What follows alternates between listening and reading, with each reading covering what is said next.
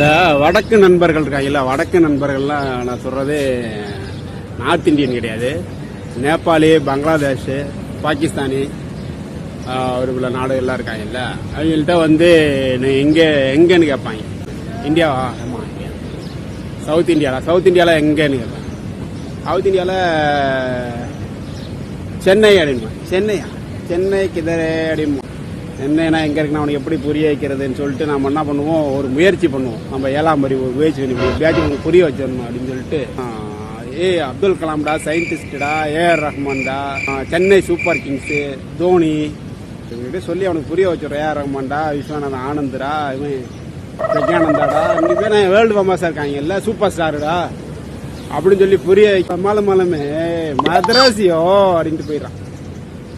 அப்ப வரும் பாருங்க ஒரு கோவம். இவ்வளோ முயற்சி பண்ணா டக்குன்னு மதராசியே அப்படின்ட்டு போயிடறான். ஒருத்தவனுக்கு நம்மளுக்கு வந்து அவன் மைண்ட்ல பிக்ஸ் பண்ணி வச்சுட்டானா நம்ம அவனுக்கு என்ன சொல்லி அவனுக்கு புரிய வைக்க முடியாது. அவன் இதுதான். அது மாதிரி நீங்களே அது மாதிரி பிரச்சனையில ஃபேஸ் பண்ணிருக்கீங்களா? கமெண்ட்ல சொல்லுங்க. இந்த கல்ஃப்ல வந்து இந்த பிரச்சனை ஒன்று இருக்கு. அவன் நான் இந்தியன்னாலே மலபாரி அப்படிங்கிற மாதிரி வச்சிருக்காங்க. என்ன மைண்ட் தெரியல.